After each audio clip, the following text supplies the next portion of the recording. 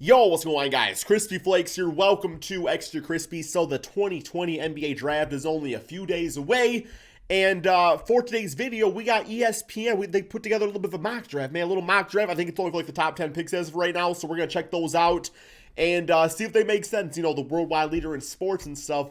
If they got that high basketball IQ, flight knowledge out there.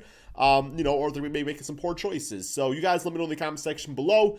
What player do you think your favorite team is going to get? For some reason, my gut feeling for the Pistons is Killian Hayes. Maybe a Kongwu. I would be happy with either one of those guys, to be honest. But or maybe they do some sort of trade, and we end up with LaMelo. That'd be ideal, right, guys? Or Anthony Edwards. So here we go. Let's check this out.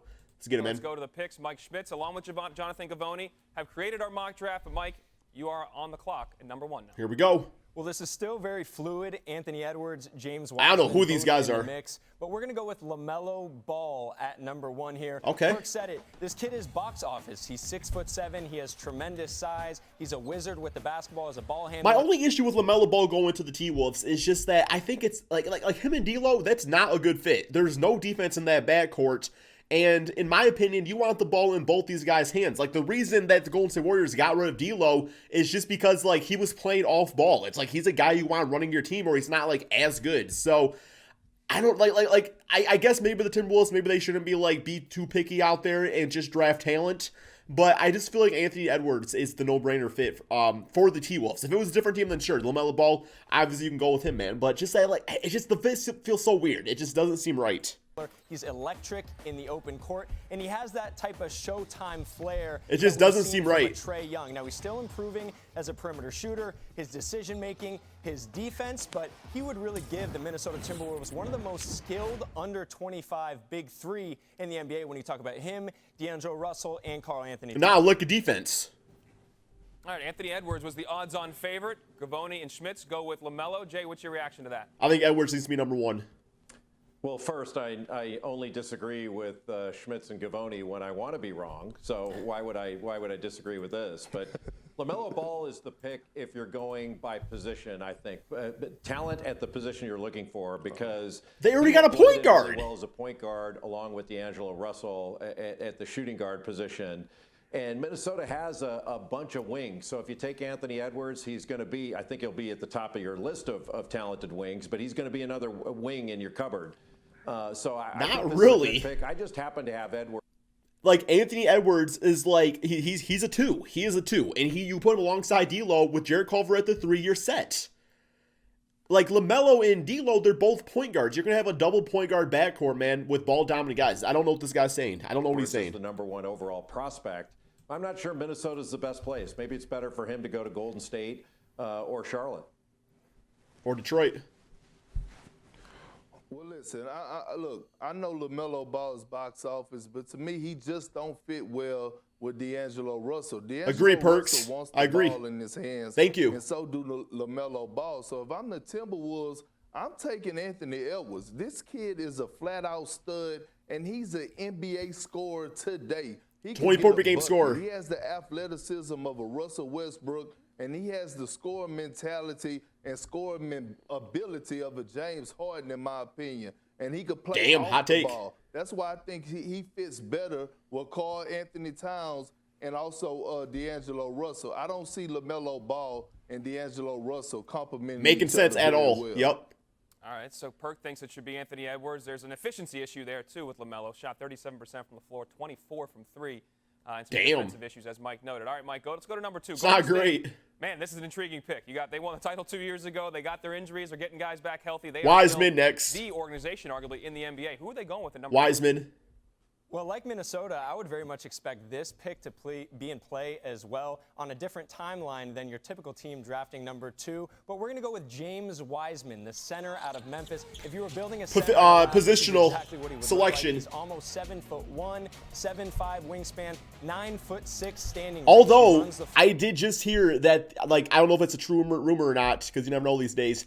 that they were talking about trading Draymond to like having like a 3-team trade, basically going to send Kevin Love over to the Warriors and Draymond somewhere else, like not to the Cavaliers. And you could really see him be kind of that Lob City DeAndre Jordan for the Warriors, okay? When you're talking about playing alongside Steph Curry. Yeah, but he can Klay shoot Thompson, too. He can shoot a little bit too. Just keep it simple, run the floor, protect the rim, and then you have a guy who can help you right now and then also has some upside to grow into moving forward. I like the pick.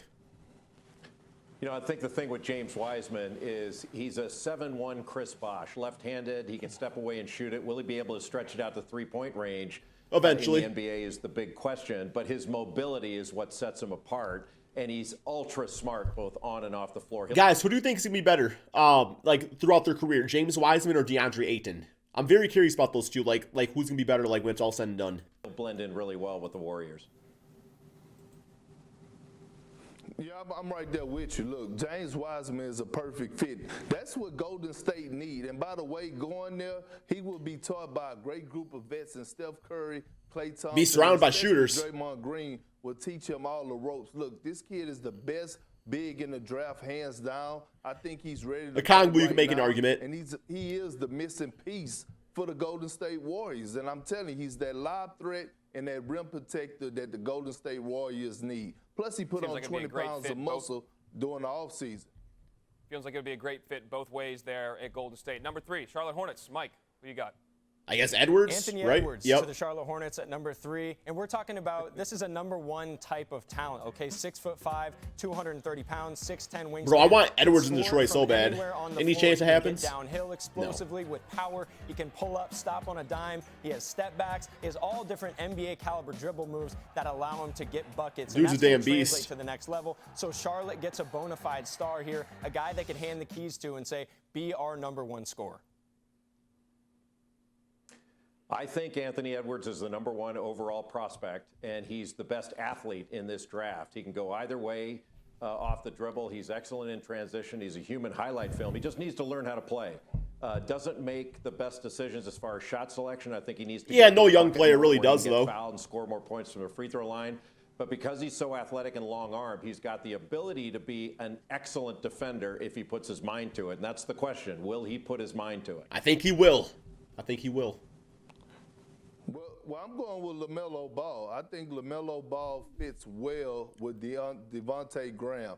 Devontae Graham was the bright spot for the Hornets. Yeah, but once again, but you also got Terry Rozier. They're essentially gonna have 3 point guards on one team. It's gonna be 3 point guards on one team. Looking at them, they love to slide him to the 2 guard. I guess that's fine. Draft LaMelo Ball No defense again. And also, he's gonna sell tickets. He's going to give new life. Okay, so that's that. Here's the next video. This is picks 4 through 10. Let's see who they give my Detroit Pistons, man. All right, that's number 3. Let's go to number 4, the Bulls, Mike. The Bulls are going to select Denny Avdia, 6'10" combo forward. I like the selection. I have a feeling he'll go there. Serbian, Israeli, has great size, great positional length, and this is a guy who can shift really anywhere from 1 to 4 on both ends of the floor. He's going to be nice alongside Kobe White, too, because this guy right here could be like a playmaker. And, Kobe White, Kobe White's like one of them damn, like, scoring point guards. You know what I'm saying? It's like not a big-time playmaker, so that could work nice with Kobe playing off ball. He's tremendous in transition, and he's going to give them a guy who can step in as a starter right away. Already has 100 pro games of experience. Yeah, he could be nice. He could be nice for sure. Only 2.4 assists. Luka Doncic and his success. Bro, I thought he was more of a playmaker than that. Damn, 2 assists? Never mind, bro. Get off my team. Is going to positively impact how Denny Avdia is viewed because he can play at both ends of the floor. He's probably a better defender, I think, than Luka Doncic. He's not the offensive player. Very few players in the world are. But this is a good, solid pick for Chicago. Yeah, I mean, managed to average the triple-double, so. Oh, I agree with both of y'all. Look, this kid is 6'10". He could play league champion. Both ends of Wow. the floor, very skilled. You cannot pass up on a kid like this, and I think this guy is a perfect fit for the Chicago Bulls. So I'm 100% in with that pick that y'all just picked with the Chicago Bulls. Thank you, Perk. Okay, into number 5. Here we go. The Cavs are on the board. The Cleveland Cavaliers will select Obi Toppin, the best player in all of college basketball, and he's plug and play. He's going to fit alongside Darius Garland, Colin Sexton, Kevin Porter. He's a lob threat. He runs the floor. I do like this. I like Obi Toppin. I think he'll be nice. He's maybe the most complete offensive player in this draft, so I think this is a perfect pick for the Cleveland Cavaliers. Yeah, I like the selection. I like the selection. Yeah, Toppin, Mike can step away and shoot the ball with ease from three-point range as a spot-up shooter. He tends to leak out a little bit early when he's running the floor to try to get down court for an offensive play, so he needs to stay in and rebound a little bit longer and then take off. Now, if Kevin Love's on the team, the only catch some outlets. with Obi Toppin is his lateral quickness when he's getting out to guard pick and roll. But I think he's going to be a terrific NBA player and really do well early on because of his maturity.